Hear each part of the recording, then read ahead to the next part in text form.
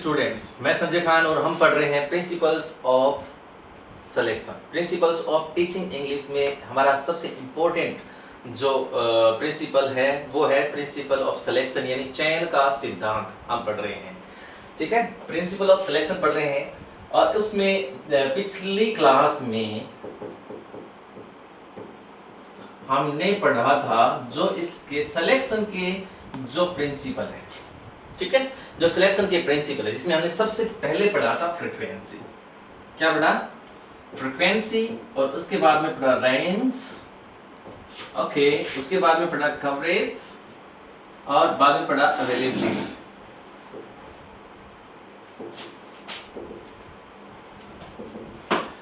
चार हमने उसके सब प्रिंसिपल्स के बारे में हमने अध्ययन किया है प्रिंसिपल ऑफ सिलेक्शन के अंतर्गत। रीड के लिहाज से विद्यार्थियों सबसे इंपॉर्टेंट टॉपिक है प्रिंसिपल्स ऑफ टीचिंग इंग्लिश का, जिसमें हम पढ़ रहे हैं सिलेक्शन, ग्रेडेशन, प्रेजेंटेशन और टेस्टिंग। यह है हमारा प्रिंसिपल ऑफ सिलेक्शन। नेक्स्ट हमारा इसके अंदर अवेलेबिलिटी के बाद में जैसे हमारा शुरू होता है वो होता है टीचेबिलिटी।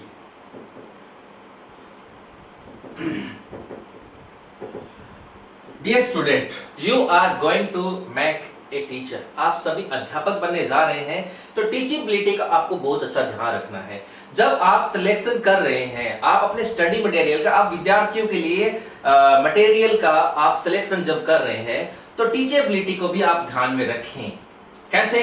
कि जो इजी आइटम्स को आप सिलेक्ट करें जो आपकी टीचिंग के लिए आसान हो, यानी ताकि आप अपने विद्यार्थियों को बहुत अच्छे से टीच करवा सकते हैं। ठीक है, तो इजी आइटम्स क्या हो? इजी हो। Easy items should be selected for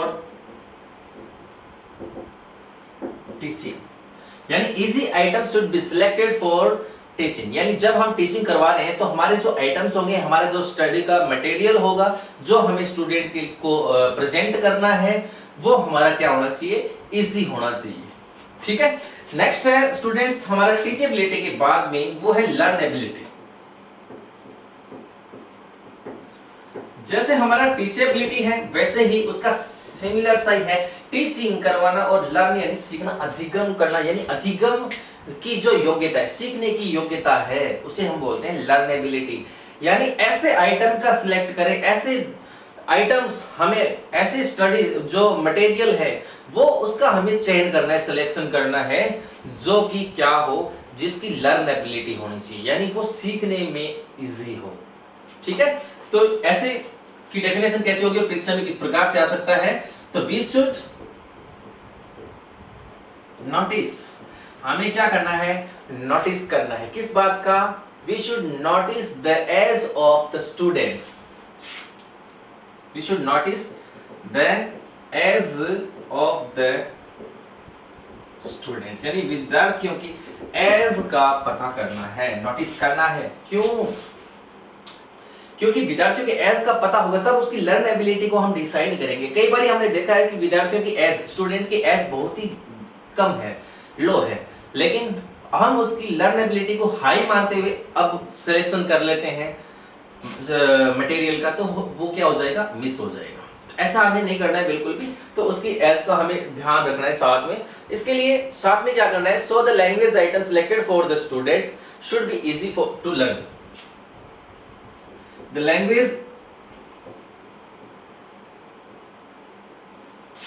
items selected, जो सिलेक्टेड है, लैंग्वेज आइटम जो सिलेक्टेड है, the language item selected for the students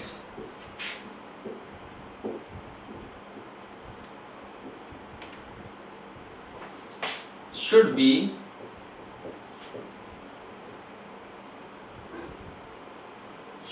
easy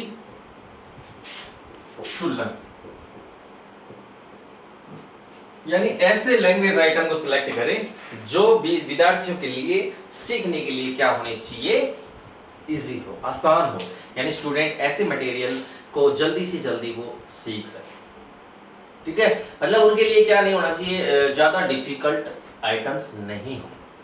ठीक है, तो ये था हमारी लर्नेबिलिटी। लर्नेबिलिटी में एक WR ली एक साइकोलॉजिस्ट है इंग्लिश के, और उन्होंने एक डेफिनेशन दी है, अपना उनका एक थॉट है, और बहुत बार उनके थॉट्स को एग्जाम में पूछा भी जाता है कि हु सेड, जैसे कोई भी डेफिनेशन को अगर पूछा जाएगा तो ऐसे लिख कर आता है हु सेड, फिर वो डेफिनेशन होती है, फिर नीचे उनके नाम्स होते हैं, जो नाम होते हैं, और उनमें से आपको ढूंढना होता है, आपको फाइंड आउट करना होता है कि वो डेफिनेशन कौन से विद्वान की है, तो वो क्या है। ठीक है,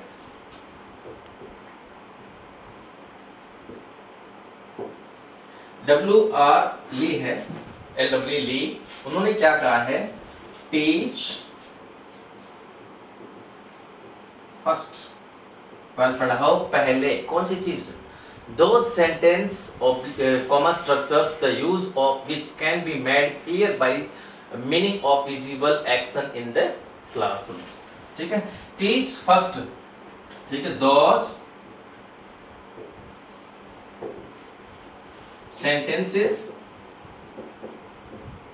structures, sentences comma structures,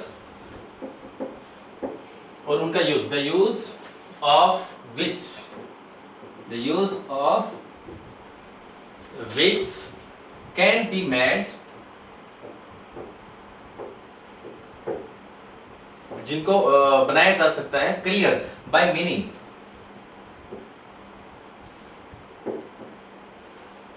by meaning of visible action in the classroom, made by meaning of visible action in the classroom।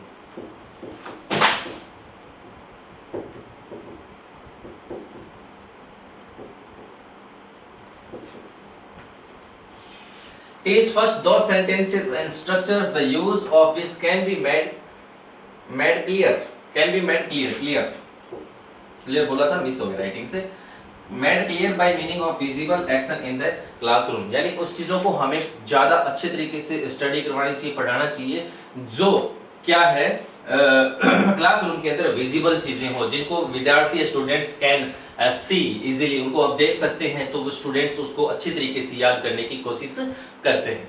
तो ये है WR ले की उनका दिया हुआ एक थॉट है, इंग्लिश के अंदर एक डेफिनेशन दी है, इसके बारे में लर्नेबिलिटी को लेकर दिया है। तो हम बात करते हैं, अब हमारे पास today in this class we have 6 sub principles of selection, यानी प्रिंसिपल ऑफ जो सिलेक्शन है उसके हमारे पास 6 क्या है प्रिंसिपल आए हैं, सब प्रिंसिपल्स आए हैं, जिसमें से सबसे पहला क्या था, फ्रीक्वेंसी, उसके बाद में क्या था, रेंज, कवरेज, अवेलेबिलिटी, टीचेबिलिटी, लर्नेबिलिटी। ठीक है, अब जो मेन चीजें हैं उसको आपको ध्यान में रखना है, वो क्या है कि विद्यार्थियों सबसे इंपॉर्टेंट इसके अंदर मैटर रहने वाला वो ये है कि इनकी डेफिनेशन, जो मैंने पिछले और इस वीडियो में आपको बताई है, इस वीडियो में आपको मिलेगी टीचेबिलिटी और लर्नेबिलिटी की, बाकी फ्रीक्वेंसी, रेंज, कवरेज और अवेलेबिलिटी की जो डेफिनेशन है वो आपको इससे पहले वाले पार्ट में मिल जाएगा। और आप ये बात मानकर चले 100%, क्योंकि इसके ऊपर बेस्ट क्वेश्चन परीक्षा में बहुत बार पूछे जाते हैं। तो आई होप दैट कि आप इन 6 जो प्रिंसिपल है सिलेक्शन के, उनको आप अच्छे तरीके से लर्न करने का प्रयास करेंगे, ताकि आने वाली परीक्षा में आप इससे रिलेटेड प्रश्नों को बहुत अच्छे तरीके से सॉल्व कर सकते हैं। ठीक है, एक बार मैं वापस से आपको इसके जो प्रिंसिपल ऑफ सिलेक्शन है इसको मैं रिकॉल करवा देता हूं कि जो चयन का जो सिद्धांत है, प्रिंसिपल ऑफ जो सिलेक्शन है, वो क्या होता है, हमें कोई भी स्टडी मटेरियल टीचिंग करवानी है विद्यार्थियों को, तो हमें क्या करना होता है कि हमारे पास लैंग्वेज मटेरियल बहुत बड़ा है, we have a lot of study material for teaching. ठीक है, टीचिंग करवाने के लिए एक बहुत बड़ा स्टडी मटेरियल हमारे पास होता है, लेकिन क्या होता है एक थोड़े से समय में हम पूरे लैंग्वेज मटेरियल को स्टूडेंट के सामने प्रेजेंट नहीं करवा सकते हैं। इसके लिए हमें क्या करना होता है कि जो हमारा लैंग्वेज आइटम्स होता है उसका कौन सा आइटम एक शॉर्ट ऑफ टाइम के अंदर हमें स्टूडेंट को पढ़ाना है, इसके लिए क्या करते हैं, उस लैंग्वेज आइटम्स को हम सेलेक्ट करते हैं। जब हम लैंग्वेज आइटम्स को सिलेक्ट करते हैं स्टूडेंट, तो हमें ध्यान रखना होता है कि जो लैंग्वेज आइटम है उसमें से कौन सी चीजें हैं वो चयन करना होता है। क्यों होता है, why is the necessity of selection, ठीक है, वो हमने पढ़ा, फिर ग्रेडेशन पढ़ा है। अब हम पढ़ते हैं इसके बाद में प्रिंसिपल ऑफ ग्रेडेशन। ठीक है, जो प्रिंसिपल ऑफ ग्रेडेशन है वो क्यों जरूरी है। ग्रेड यहाँ पे वर्ब है, और जो ग्रेडेशन है वो क्या है, बहुत ही इंपॉर्टेंट है, जिसे हमारे लिए जितना इंपॉर्टेंट प्रिंसिपल ऑफ सिलेक्शन था वैसा ही हमारे पास है प्रिंसिपल ऑफ ग्रेडेशन।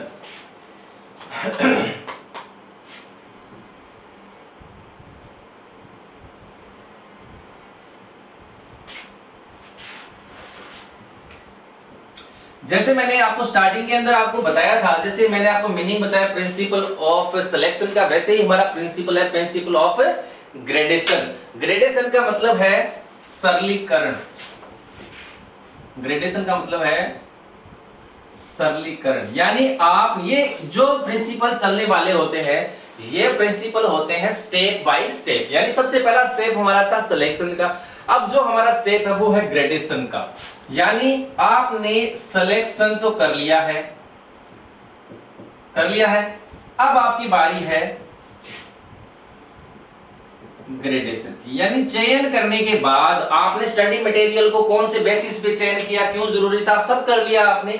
लेकिन अब चयन करने के बाद अब आपको एक आवश्यकता हुई है कि अब आपको उस स्टडी मटेरियल का क्या करना है, सरलीकरण करना है। क्या करना है, सरलीकरण करना है, यानी सिंप्लीफाइंग द मैटर। सबसे इंपॉर्टेंट लाइन है एग्जाम में ग्रेडेशन को लेकर, आप इस बात को श्योर रहिए कि अगर ग्रेडेशन की डेफिनेशन के बारे में आपको परीक्षा में पूछा जाता है रीट के विद्यार्थियों को, तो आप ये ध्यान रखें कि उसमें 100% ये लाइन आपको जरूर मिलेगी, सिंप्लीफाइंग द मैटर। जो प्रिंसिपल ऑफ ग्रेडेशन की बात करते हैं वो, अगर डेफिनेशन से रिलेटेड क्वेश्चन आता है, जैसे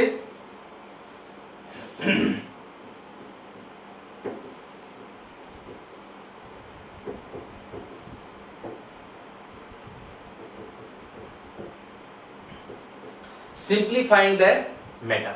सिंप्लीफाई का मतलब होता है इजी करना, ठीक है, यानी to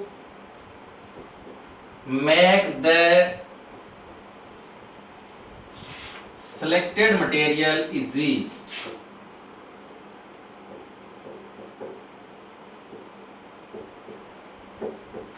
To make the selected material easy, जो हमारा selected material था उसको क्या करना है, easy. ठीक है, ऐसे भी आपको याद रख सकते हैं, to make simple and easy for presentation, ऐसे भी परीक्षा में आ सकता है। यानी मटेरियल जो आपका सिलेक्टेड मटेरियल उसको इजी करना है। दूसरा क्या है, to make simple and easy, आपको साधारण और इजी करना है फॉर प्रेजेंटेशन, प्रस्तुतिकरण के लिए। क्योंकि सिलेक्शन, ग्रेडेशन और इसके बाद का जो स्टेप है वो स्टेप है प्रेजेंटेशन का। तो प्रेजेंटेशन के लिए आपको क्या करना है, जो आपका लैंग्वेज मटेरियल्स है उसको क्या करना है, इजी करना है। ठीक है, प्रॉपर डेफिनेशन की बात जब हम करते हैं तो ऐसे हो सकता है, इट मीन्स, इसका मतलब, it means to simplify the matter.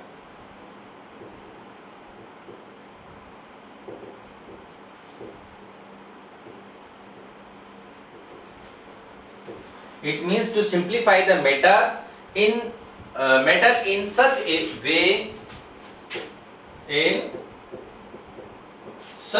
way, that language जो है, language learning, इससे क्या होती है, become easily, that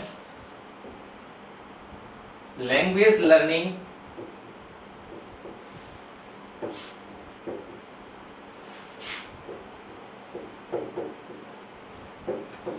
become easily. और इसके अंदर क्या होता है, इसमें दो चीजें आपको इंपॉर्टेंट याद रखनी है। जैसे आपने सिलेक्शन में 6 सब प्रिंसिपल पढ़े थे ना, वैसे ही अब की बार जो इसके जो प्रिंसिपल है वो है ग्रुपिंग एंड सीक्वेंसिंग। ठीक है, जो आप ग्रेडेशन पढ़ रहे हैं, ग्रेडेशन के प्रिंसिपल आएंगे तो उनका नाम है ग्रुपिंग एंड सीक्वेंसिंग। तो ये सबसे पहले मैं एक बार पुनः आपके लिए रिकॉल करवा देता हूं कि ग्रेडेशन क्या है। ग्रेडेशन है जो आपका सिलेक्टेड मटेरियल है उसको इजी करना है, simplifying the matter to make the selected material easy, to make simple and easy for presentation. It means to simplify the matter in such a way that language learning become easily, समझ ही गए, आसान करना है, ठीक है।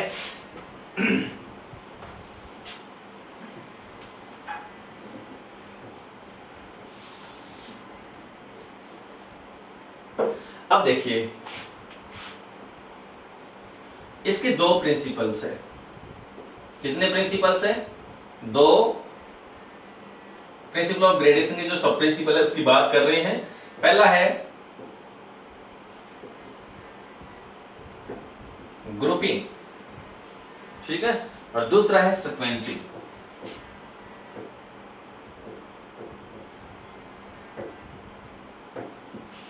Group का मतलब है समूह, यानी समूहीकरण, यानी समूह बना के।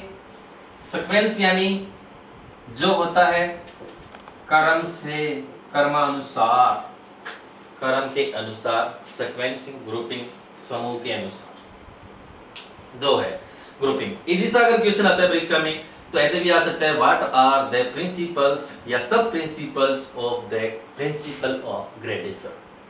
तो आप कर सकते हैं, कोई मैटर नहीं है। ऐसा क्वेश्चन आ सकता है, which of the following is not a principle of selection, और उसमें ग्रुपिंग हो तो आप क्या करेंगे? नोट आया है, ग्रुपिंग कर देंगे, क्योंकि ग्रुपिंग किसका प्रिंसिपल है?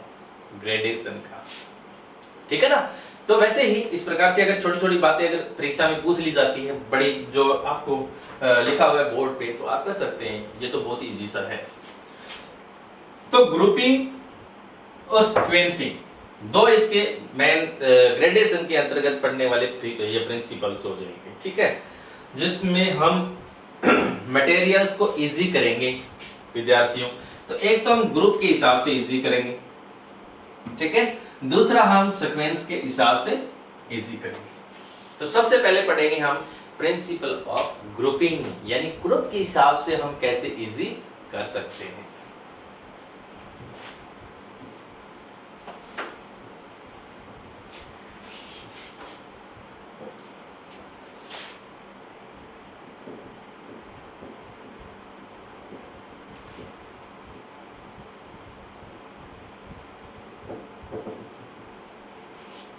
प्रिंसिपल ऑफ ग्रुपिंग, ग्रुपिंग से मतलब है समूह बनाना, समूह बना के सिंप्लीफाई करना मैटर को आसान बनाना है, ग्रुप बना के बनाना है, ठीक है।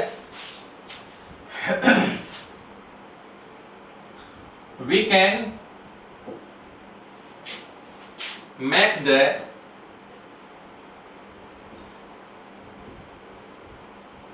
लैंग्वेज मटेरियल्स इजी, हम बना सकते हैं लैंग्वेज मटेरियल को इजी बाय किससे? ग्रुपिंग, ग्रुपिंग से कर सकते हैं।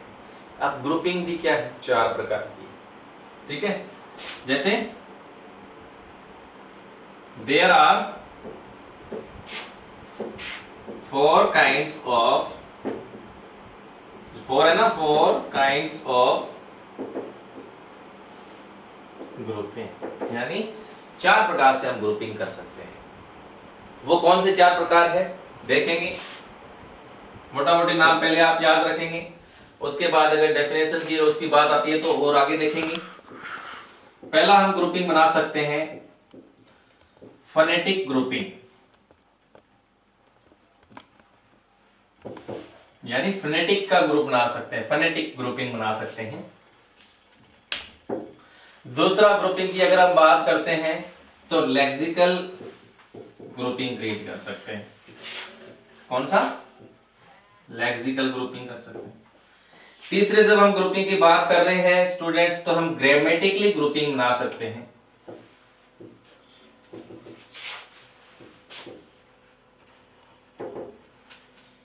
और जब हम चौथे ग्रुपिंग की बात कर रहे हैं तो हम ग्रामेटिकली के बाद सेमेंटिक ग्रुपिंग बना सकते हैं।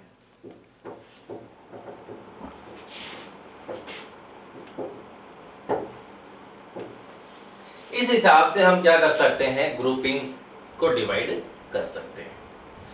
तो 4 प्रकार से हम ग्रुपिंग क्रिएट कर सकते हैं, जिसमें से सबसे पहले है फोनेटिक ग्रुपिंग है, दूसरी है लेक्सिकल ग्रुपिंग, ग्रामेटिकली ग्रुपिंग और सेमेटिक ग्रुपिंग। इससे रिलेटेड भी क्वेश्चन है, वो परीक्षा में पूछा जाता है, तो मैं इसको आपको डिटेल से बताऊंगा।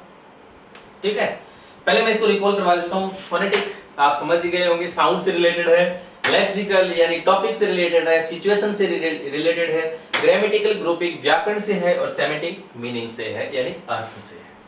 ठीक है, तो चलो हम पढ़ते हैं सबसे पहले फोनेटिक ग्रुपिंग के बारे में।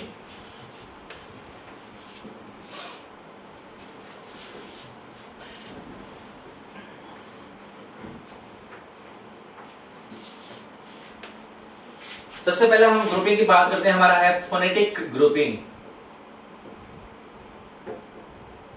जब हम फोनेटिक ग्रुपिंग बनाएं तो स्टूडेंट्स आपको एक चीज ध्यान में रखनी है कि फोनेटिक ग्रुप क्या होता है। फोनेटिक ग्रुप होता है सिमिलर साउंड का। क्या होता है? सिमिलर साउंड का होता है। फोनेटिक क्या है? स्पीच साउंड है। जो स्पीच साउंड है उनको इजी कैसे बनाएंगे? उनको सिमिलर करके बनाएंगे, सिमिलर स्पीच साउंड करके।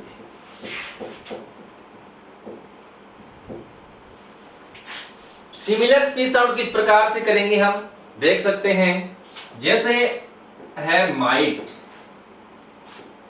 तो माइट का जैसे सिमिलर स्पीच साउंड होगा तो स्टूडेंट जल्दी इजी सीखेंगे वर्ड को, है ना, क्योंकि एक जैसा ही है। जैसे माइट को बताएंगे तो उसके सिमिलर ही साउंड बना के उसका ग्रुप बना के बता दिया नाइट, उसके हिसाब से आगे बना दिया साइट, फिर बना दिया फाइट, है ना, फिर लिख दिया लाइट एटसेट्रा। ऐसे हम ग्रुप बना सकते हैं फोनेटिकली। ठीक है, साउंड के हिसाब से। जैसे हमने बनाया मैट, फिर लिखा काइट, राइट, फाइट। ठीक है, तो एक सिमिलर साउंड हो गया है, हो गया ना। ऐसे हम फोनेटिकली ग्रुप बना सकते हैं। अब ये मैटर हो गया, वो इजी हो गया है, क्योंकि स्टूडेंट क्या करते हैं, इस सिमिलर साउंड को जल्दी याद करते हैं कि नहीं करते हैं। ठीक है, अब इससे रिलेटेड और भी हम बना सकते हैं। ये हमारे ऊपर डिपेंड करता है कि हम कितने बना सकते हैं। ठीक है ना, तो इस हिसाब से हम फोनेटिक ग्रुप क्रिएट कर सकते हैं सिमिलर स्पीच साउंड को देखते हुए। नेक्स्ट जो था हमारा स्टूडेंट्स, वो था लेक्सिकल ग्रुपिंग था। लेक्सिकल जो ग्रुपिंग होता है उसके अंदर आपको देखना होता है सिचुएशन यानी स्थिति। According to situations and topic. आपका टॉपिक क्या है, आपकी सिचुएशन क्या है, दो चीजें आपको याद रखनी है। अगर सिचुएशन बेस्ड आपको अगर ग्रुप बनाना है तो आप लेक्सिकल ग्रुपिंग में इंक्लूड करेंगे। ठीक है, आपकी सिचुएशन है यानी आपका कॉन्टेक्स्ट आपका है, वो सिचुएशन आपने दी फैमिली की। किसकी दी? फैमिली का आपने सिचुएशन रखी, आपने एक टॉपिक रखा फैमिली। ठीक है, अब फैमिली को जब आप एक्सप्रेस कर रहे हैं तब आप क्या बताएंगे कि फैमिली के मेंबर कौन कौन से होते हैं। जैसे father, mother, aunt, brother, uncle, sister, son। ये हमने क्या लिखा है, ये हमने लेक्सिकल ग्रुपिंग की है according to situation and topic. एक टॉपिक लिया, कौन सा? फैमिली, और हमने लिखा। ठीक है, नेक्स्ट सिचुएशन बता रहा हूं मैं। नेक्स्ट सिचुएशन लिया वेदर। क्या लिया? वेदर, मौसम। अब मौसम लिया तो देखो फॉग, रेन, क्लाउड्स, स्टॉर्म, है ना, ये वेदर से रिलेटेड है। तो ये सिचुएशन है हमारी, सिचुएशन थी वेदर की, टॉपिक था फैमिली। ऐसे हम जब ग्रुप बनाएंगे तो वो हमारा ग्रुप होगा कौन सा, लेक्सिकल ग्रुप। मेरे हिसाब से आपको बहुत अच्छा समझ में आ रहा है, ठीक है। तो जो लेक्सिकल ग्रुप है आपका, इस हिसाब से आप किसी भी जो कॉन्टेक्स्ट आप लेंगे, आप सिचुएशन लेंगे, यानी कोई भी टॉपिक लेकर आप जब आप ग्रुप बनाते हैं, सिचुएशन करके क्रिएट करके आप जब ग्रुप बनाते हैं तो वो आपका लेक्सिकल ग्रुपिंग होता है, ठीक है। और फोनेटिक आपको पहले से बताई है। नेक्स्ट जो हमारा हम तैयार करने वाले हैं, जो थर्ड है, वो है ग्रामेटिकली ग्रुपिंग।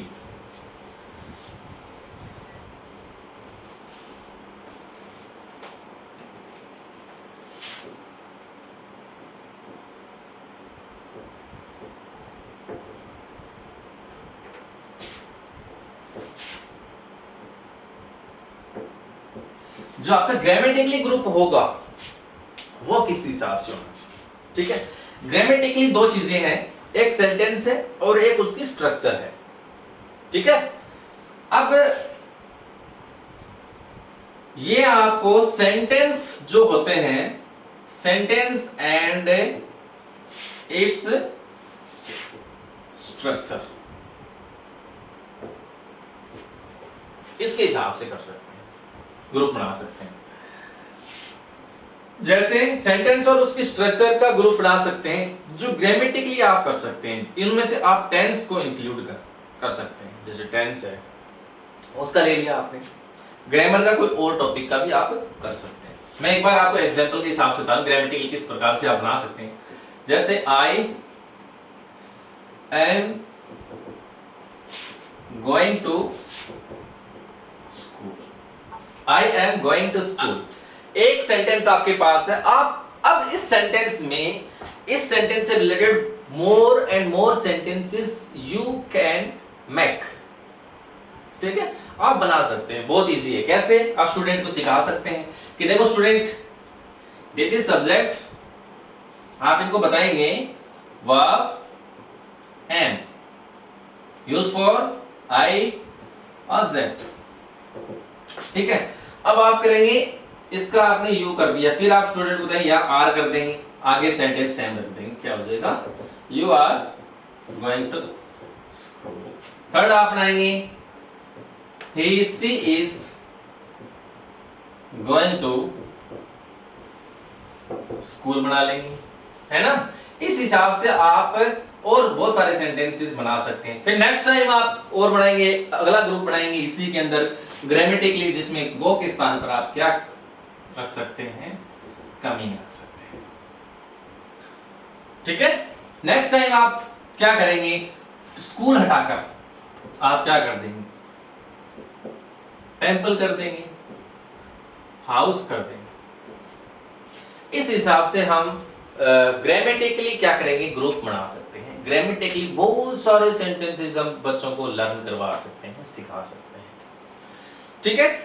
नेक्स्ट जो हमारा है वो इससे आगे, वो है सेमेंटिक ग्रुप।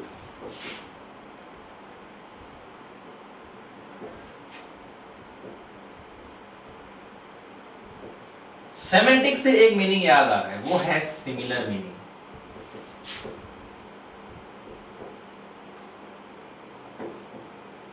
सिमिलर मीनिंग से मतलब है समान अर्थ वाले, ठीक है, समान अर्थ वाले। समान अर्थ वाले जैसे सिमिलर मीनिंग है, इट इज, याद रखना है आपको, बेस्ड ऑन मीनिंग, यह अर्थ पर आधारित होता है। जो सेमेंटिक ग्रुप बनाएंगे वो अर्थ पे होना चाहिए, न कि टॉपिक के और सिचुएशन के हिसाब से। आपको टॉपिक और सिचुएशन के हिसाब से नहीं बनाना है, आपको क्या करना है, अर्थ के हिसाब से बनाना है। यानी आपका क्या होना चाहिए, मीनिंग होना जरूरी है, ठीक है। यानी मीनिंग का मतलब है, जैसे लिया आपने पेन, पेन का अर्थ निकला, पेन है, it is a thing and it is used for writing, meaning निकला है कि इसका काम क्या है, राइटिंग का होता है। वैसे ही सिमिलर बन गया इसका क्या, पेंसिल बन गया ना। वैसे ही सिमिलर बन गया ball pen, pen, pencil, ball pen बन गया। वैसे बन गया मार्कर। तो मीनिंग क्या है, it is used for writing, यानी मीनिंग सेम है। वैसे ही आप बुक से रिलेटेड ले सकते हैं, किचन में काम आने खाने की चीजों को ले सकते हैं। जैसे सिमिलर है, खाने की चीजें हैं, it is used for eating, तो फ्रूट,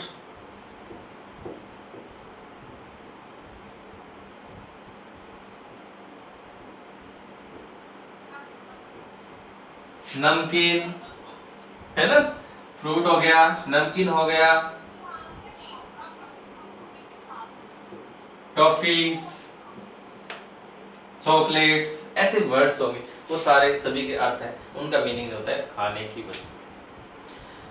ठीक है, अब आप सेमेटिक यानी अर्थ के हिसाब से भी, मीनिंग के हिसाब से भी ग्रुप बना सकते हैं। अब थे विद्यार्थियों हमारे पास चीजें हैं, ग्रुप हमने बनाया चार चीजों को काम में लेकर। ठीक है, सबसे पहले हमने ग्रुप बनाया फोनेटिक ग्रुप बनाया, उसके बाद बनाया लेक्सिकल ग्रुप बनाया, उसके बाद में ग्रामेटिकली ग्रुपिंग किया, फिर सेमेटिक ग्रुपिंग किया। ठीक है, अब आता है बारी हमारी आती है जो है वो है सीक्वेंसिंग, प्रिंसिपल ऑफ सीक्वेंसिंग।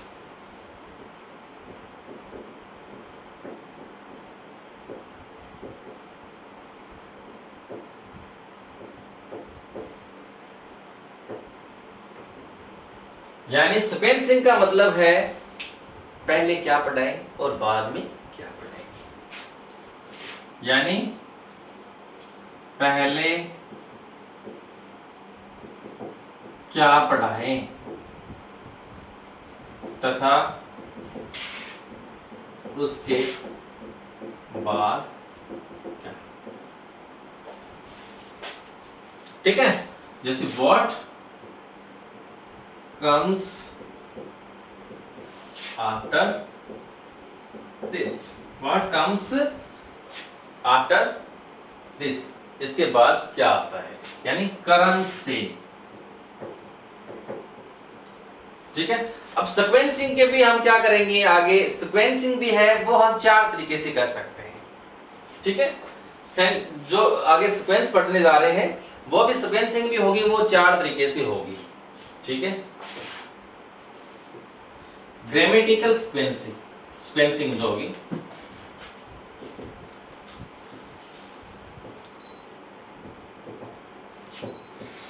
यानी पहले स्टूडेंट्स को नाउन के बारे में बताएंगे या प्रोनाउन के बारे में बताएंगे। अच्छी बात है ना, डायरेक्ट अगर प्रोनाउन बता दिया बच्चों को तो फिर नाउन बताया ही नहीं, है ना। तो पहले सब्जेक्ट बताएंगे, फिर वर्ब बताएंगे, फिर ऑब्जेक्ट बताएंगे, सब्जेक्ट बताएंगे, वर्ब बताएंगे, ऑब्जेक्ट बताएंगे। स्टूडेंट सब्जेक्ट लिखना सीखेंगे, वर्ब सीखेंगे, ऑब्जेक्ट एक कर्म के हिसाब से सिखाएंगे। यानी पहले ये आएगा, फिर पहले आएगा नाउन आएगी, प्रोनाउन आएगा, एज ए सब्जेक्ट आएगा, फिर वर्ब आएगी, फिर ऑब्जेक्ट आएगा स्टूडेंट्स, यानी व्हाट कम्स आफ्टर दिस, उसके बाद क्या आता है, यानी ग्रामेटिकली सीक्वेंस बना के स्टूडेंट को सिखा सकते हैं।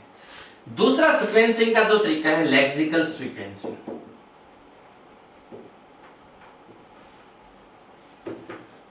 यानी जो टॉपिक वाइज है।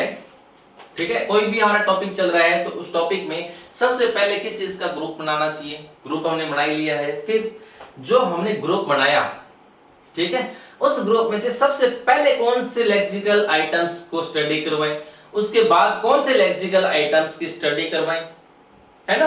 तो इस हिसाब से इसमें भी क्या है, फोनेटिकली सीक्वेंसिंग होगा, यानी पहले वोवल साउंड को स्टूडेंट्स को बताया जाए और उसके बाद में कॉन्सोनेंट साउंड का होता है। जैसे फोनेटिकली बात आएगी ना, जैसे फोनेटिक सीक्वेंसिंग आएगा तो उसमें पहले वोवल साउंड को डिस्क्राइब करेंगे, उसके बाद में हमारा कॉन्सोनेंट साउंड आएगा। ठीक है, इस हिसाब से सीक्वेंसिंग करते रहेंगे। और अगर डिटेल से हम पढ़ेंगे सीक्वेंसिंग के बारे में नेक्स्ट वीडियो में। ठीक है, आई होप दैट कि आपने जो ग्रेडेशन था और ग्रेडेशन का प्रिंसिपल ऑफ ग्रुपिंग था, ग्रेडेशन का मेन था, इस वीडियो में बहुत अच्छे तरीके से समझाया आपने। आई होप दैट कि एग्जाम में अगर कोई इससे रिलेटेड क्वेश्चन आता है तो आप आसानी के साथ परीक्षा में कर सकते हैं, अगर आपने वीडियो को बहुत अच्छी तरीके से देखा है। कोई भी अगर समस्या है आपके टीचिंग प्रिंसिपल से रिलेटेड, ग्रेडेशन से रिलेटेड, तो आप कमेंट बॉक्स में जरूर लिखें। थैंक यू, और बाकी पढ़ेंगे नेक्स्ट वीडियो में।